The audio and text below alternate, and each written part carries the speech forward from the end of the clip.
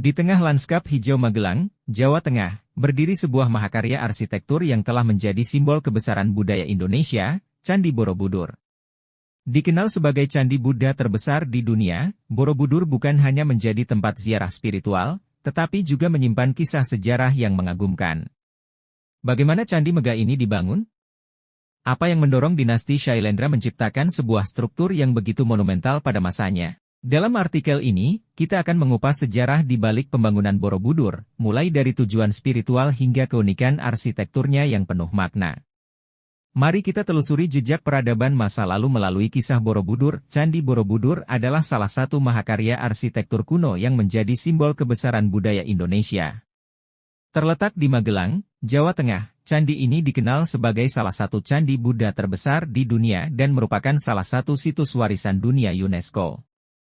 Namun, apa yang sebenarnya melatar belakangi pembangunan Candi Megah ini? Berikut adalah sejarah di balik berdirinya Borobudur. 1. Periode pembangunan.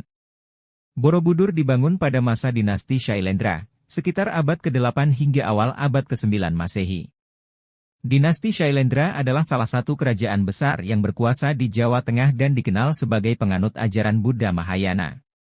Raja-raja dari dinasti ini memiliki pengaruh besar dalam menyebarkan agama Buddha di Nusantara. Pembangunan Borobudur diperkirakan dimulai pada masa pemerintahan Raja Samaratungga dan selesai pada masa Ratu Pramodawardhani, putrinya. Candi ini membutuhkan waktu sekitar 75-100 tahun untuk diselesaikan, menunjukkan betapa kompleks dan megahnya proyek ini. 2. Motivasi pembangunan. Tujuan utama pembangunan Borobudur adalah sebagai tempat pemujaan dan ziarah bagi umat Buddha.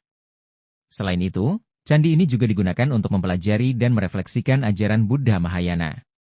Struktur Borobudur dirancang untuk merepresentasikan alam semesta dalam ajaran Buddha, yang meliputi 3 tingkatan spiritual. Kamadhatu, dunia keinginan atau nafsu.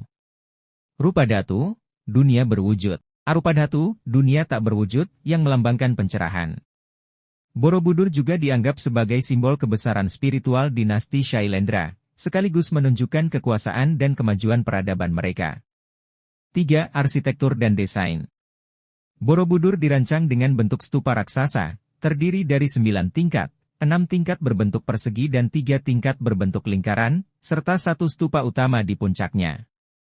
Struktur ini dibangun menggunakan lebih dari 2 juta balok batu andesit, dengan total volume mencapai sekitar 55.000 meter kubik. Relief yang terukir pada dinding candi berjumlah lebih dari 2.600 panel dan menggambarkan berbagai cerita, termasuk ajaran Buddha, kisah Jataka, dan kehidupan masyarakat Jawa kuno.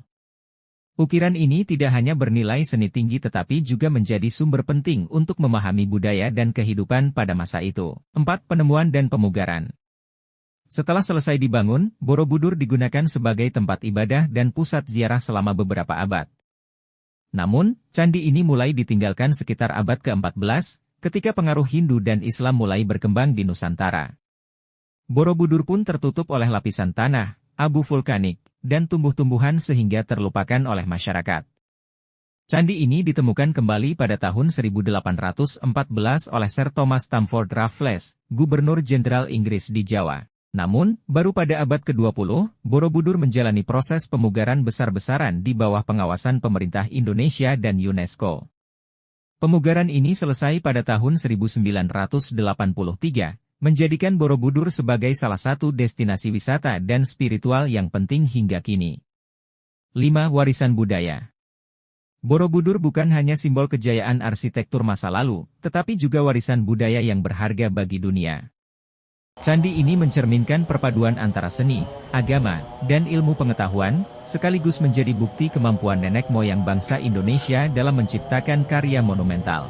Hingga saat ini, Borobudur tetap menjadi pusat perhatian wisatawan dan umat Buddha dari seluruh dunia, yang datang untuk berziarah, belajar, atau sekadar mengagumi keindahan dan maknanya.